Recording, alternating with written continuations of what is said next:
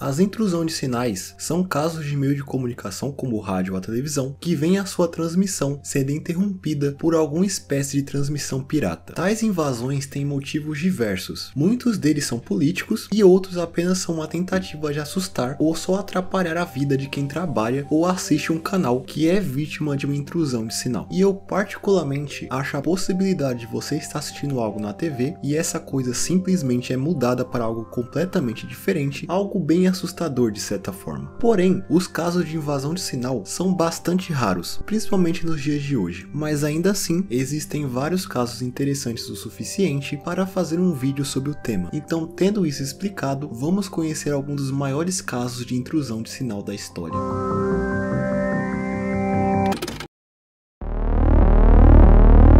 Eu acho que não tem como falar sobre esses casos sem sequer mencionar o mais conhecido deles, sendo o caso que ficou conhecido como o incidente Max Headroom. Ele ocorreu em 22 de novembro de 1987, quando duas emissoras de TV de Chicago, sendo a WGN-TV e a WTTW, sofreram um ataque que interromperam a sua transmissão para passar um homem fantasiado do personagem Max Headroom. Get you a hot drink, miss. Some dry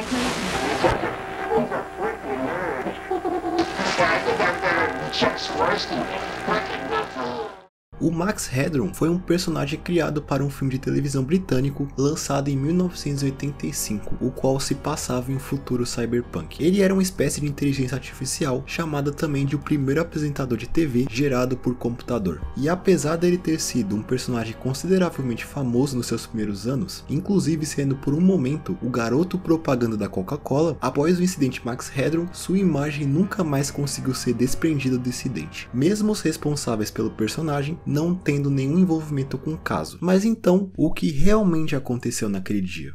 A primeira interrupção aconteceu no canal WGN durante o jornal da emissora. Ela se iniciou com uma tela preta por 10 segundos até cortar para um homem vestido de Max Headroom, porém com alguns problemas de áudio que impossibilitava entender o que ele estava falando.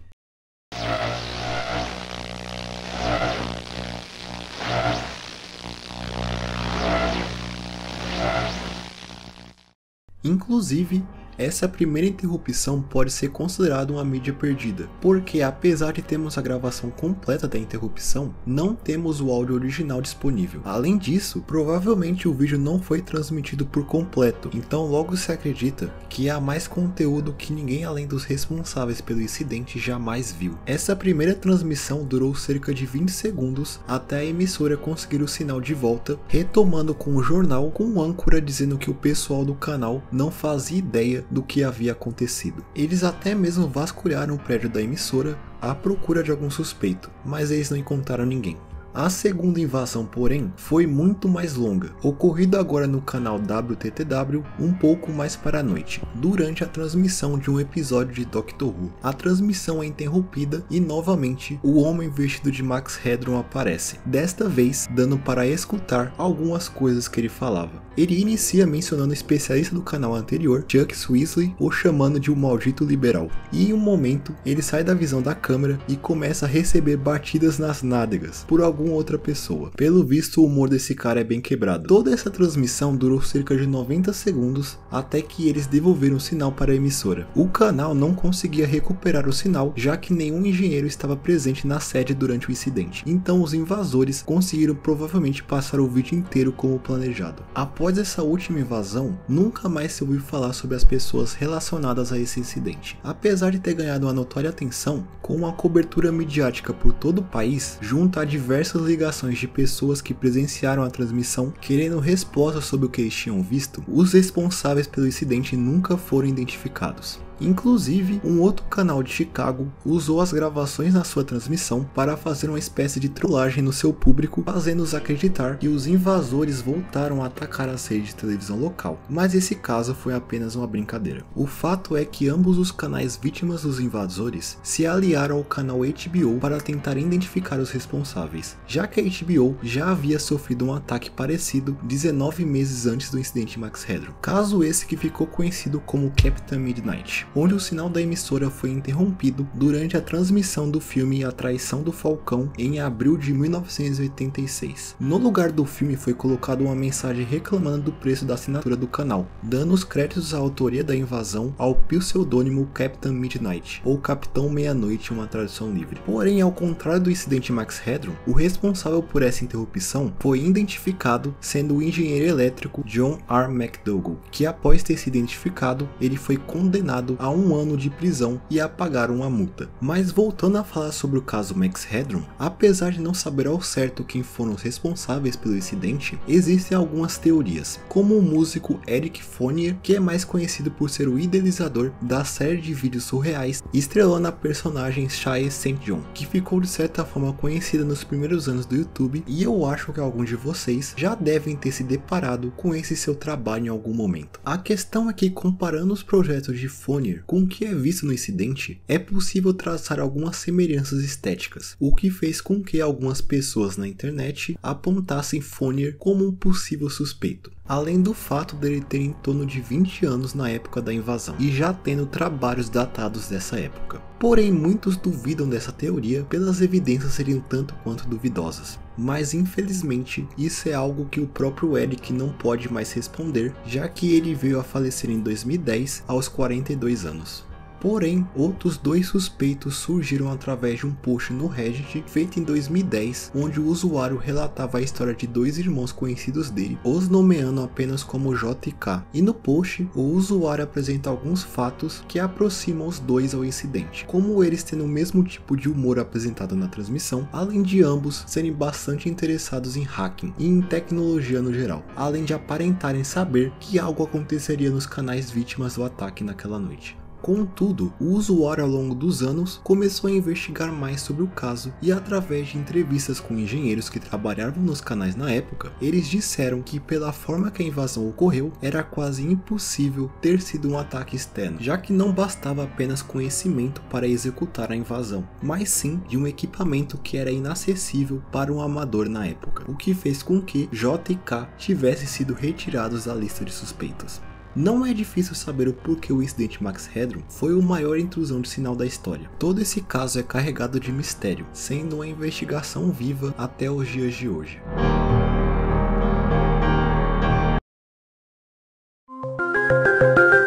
Mas como eu comentei antes sobre o caso do Captain Midnight, há vários outros incidentes semelhantes, então vamos comentar mais alguns deles. Um dos mais interessantes ocorreu no sul da Inglaterra em 1977, quando o áudio de um canal de televisão foi trocado por um discurso de uma pessoa que se apresentava como Virlon, o qual era um ser extraterrestre que representava o Comando Galáctico de Ashta. Enviava uma mensagem à humanidade, as convocando a desarmar o mundo inteiro em prol de participar de um despertar futuro e alcançar um estágio superior da evolução.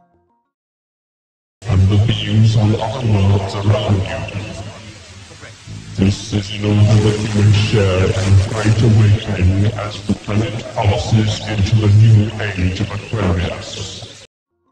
O áudio durou cerca de 6 minutos até a transmissão voltar ao normal. E assim como no caso do Max Headroom, muitas pessoas que assistiram ao programa ligaram para a emissora exigindo respostas, além do incidente ter aparecido em diversos jornais ingleses e americanos da época. E apesar de uma investigação ter ocorrido, o autor dessa invasão nunca foi identificado. Esse tal caso é bastante discutido na área da ufologia, tendo inclusive algumas pessoas que realmente acreditam que quem fez essa invasão realmente foi um alien ligado à figura mística de Ashta Sheran, que é um personagem bastante popular em movimentos espiritualistas como uma espécie de anjo que vive em um plano superior da existência. Mas é um consenso entre a mídia que todo esse evento foi apenas uma pessoa tentando enganar o público.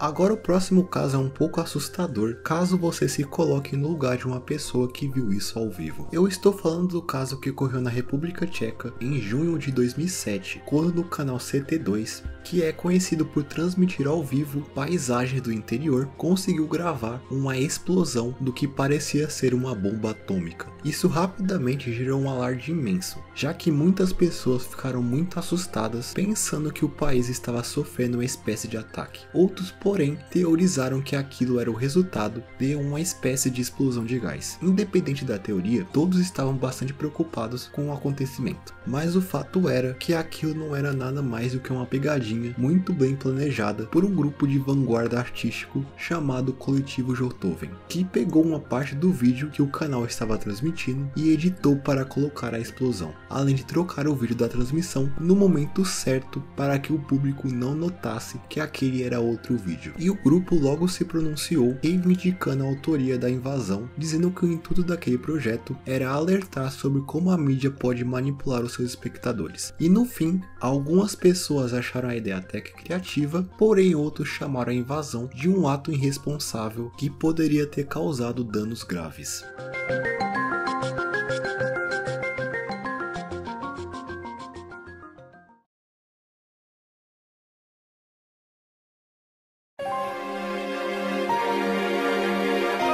Agora eu gostaria de falar de um caso que incrivelmente tem vários paralelos por aí. E dentre as diversas alternativas que eu poderia ter colocado aqui, eu decidi escolher o que ficou conhecido como Handmaid Incident, ou incidente do Many Mãos à Obra em português. Many Mãos à Obra é um popular desenho da Disney, e eu acho que você pelo menos já ouviu falar nele. Contudo, existe uma transmissão desse desenho que fez os pais de muitas crianças da Nova Jersey ficarem bastante irritados.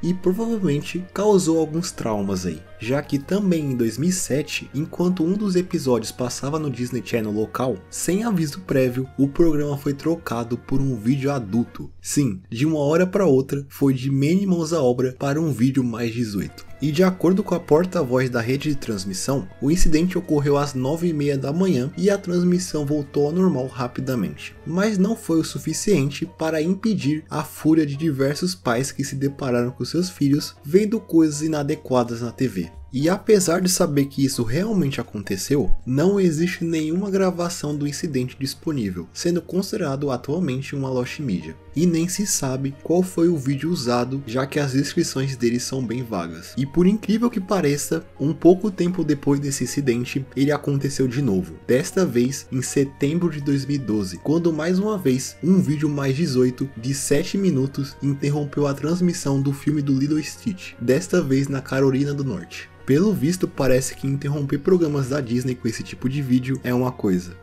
Mas se eu dissesse que existe um caso parecido com estes, porém ao contrário, de certa forma. Já que em 6 de setembro de 1987, o canal da Playboy foi invadido por uma pessoa ligada à igreja cristã que interrompeu a transmissão para colocar no lugar de filmes adultos 2 versículos da Bíblia. Esse caso fez com que o responsável por ele, um funcionário de uma rede de televisão religiosa local chamado Thomas Haney, fosse condenado pela invasão, sendo uma das primeiras prisões por intrusão de sinal após a mudança na lei americana influenciada pelo incidente Max Headroom e o do Captain Midnight. E assim como o caso do Manny, não existe nenhuma gravação disponível desse incidente.